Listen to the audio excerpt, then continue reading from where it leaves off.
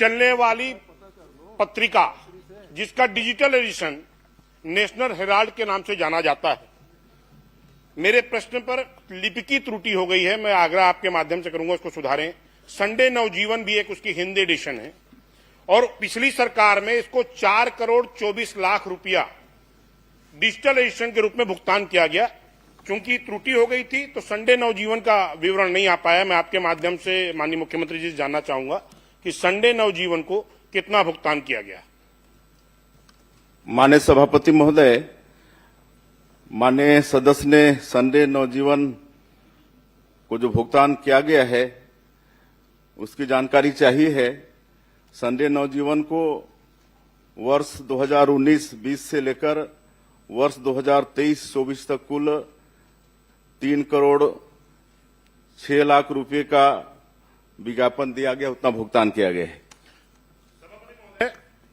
मैं आपके माध्यम से प्रश्न में पूछा था कि संबंधित दोनों मीडिया संस्थानों के स्वामी प्रबंधकर्ता यानी ओनर, ट्रस्ट और कंपनी कौन हैं, इसका विवरण के रूप में सिर्फ एक नाम मीडिया प्रबंधकर्ता के रूप में जवाब में आया है। मैं आपके माध्यम से जानना चाहता हूं कि क्या शासन के पास संबंधित प्रकाशन के स्वामित्व, ट्रस्ट या उससे अन्य जानकारी उपलब्ध है क्या? अगर है तो वो दे दें।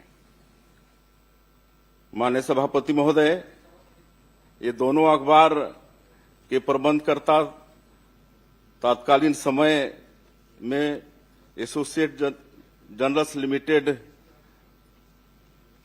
के प्रबंध निदेशक पवन बंसल हैं। बाकी ये दोनों पेपर किसके मुखपत्र हैं इसको पूरा देश जानता है। सभापति महोदय, मैं स्पष्ट तौर पर पूछ रहा हूं कि इसका प्रकाशन 2008 से बंद हो चुका है।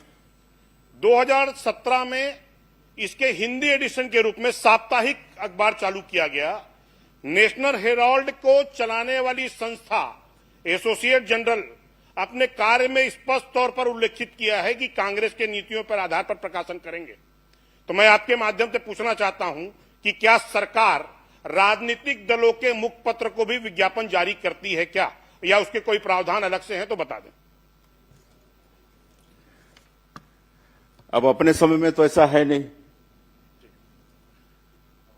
सभापति महोदय, यहीं पर एक विषय है तो मैं आपके माध्यम से मांग करता हूं कि संबंधित तत्कालीन समय में ऐसे समाचार पत्र जो किसी राजनीतिक दल की विचारों धाराओं पर आधारित प्रकाशन करते हैं उसको राशि आवंटित करने वाले अधिकारियों के विरुद्ध कार्रवाई सुनिश्चित करेंगे क्या?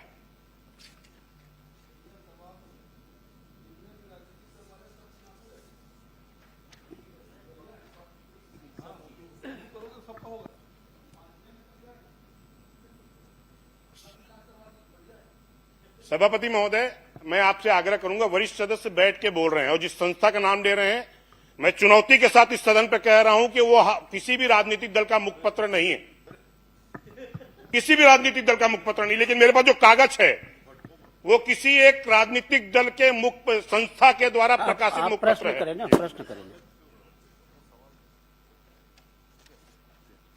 अजय चंद्राकर जी। माननीय सभापति महोदय, ये नेशनल हेराल्ड के जिस भी एडिशन को, चाहे वो डिजिटल एडिशन को दिया गया चाहे प्रिंट एडिशन को दिया गया, ये छत्तीसगढ़ से प्रकाशित नहीं होती। तत्कालीन समय में जिसका 19, 20, 21, 22, 23, 24 तक जो उत्तर में आया है, छत्तीसगढ़ के बाहर किसी भी एडिशन को कितनी प्रति में वो निकलता था और उसमें कितने पैसे हम दे सकते थे अधिकतम, इसके संबंध में उस समय में कौन सी नीति थी डिजिटल के लिए और प्रिंट के लिए, और ये दिया गया है कि डिजिटल को दिया गया है, प्रिंट को दिया गया, और वो भुगतान नियम तो है कि नियम विपरीत है, नीति के अनुकूल है कि विपरीत है, जो भी विज्ञापन नीति उस समय रही होगी। माननीय सभापति महोदय, उस समय उक्त दोनों पेपर को 8 लाख रुपया प्रति पृष्ठ के हिसाब से भुगतान किया गया है। नहीं माननीय मुख्यमंत्री जी, मैंने ये पूछा है कि 4 करोड़ 24 लाख रुपया मैं सोचता हूं कि और किसी पत्रिका को नहीं दिया गया होगा, पर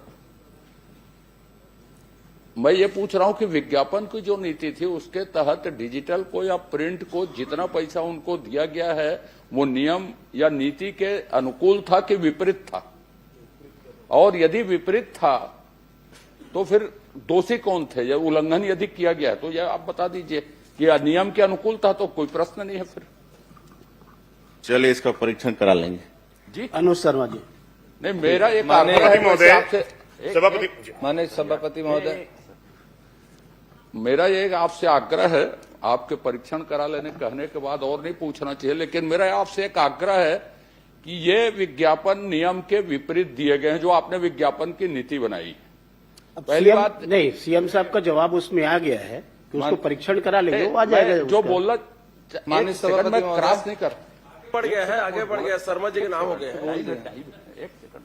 शर्मा जी को हो गया भाई। तो मेरा ये कहना है परीक्षण की जगह में इसकी जांच एक समयावधि में करवा दे, परीक्षण की जगह में, ये मेरा आग्रह है कि ताकि भविष्य में चाहे वो राजनीतिक दल के हों, चाहे प्रदेश के बाहर के हों, किसी के स्वामित्व के हों, एसोसिएटेड प्रेस के हों, चाहे उसका मुकदमा चल रहा हो, चाहे राजनीतिक व्यक्ति जुड़े हों, ऐसी चीजों से हमारे प्रदेश के धन का दुरुपयोग न हो सके, आत्म प्रचार के लिए, व्यक्ति प्रचार के लिए। तो स्पष्ट नीति बनेगी जांच के बाद, जो रिपोर्ट आएगी उसके आधार पर। तो मैं आपसे आग्रह करूंगा कि परीक्षण के बजाय उसकी जांच करवाएं ताकि स्पष्ट नीति बने उसके लिए और इस तरह की घटनाएं न हो।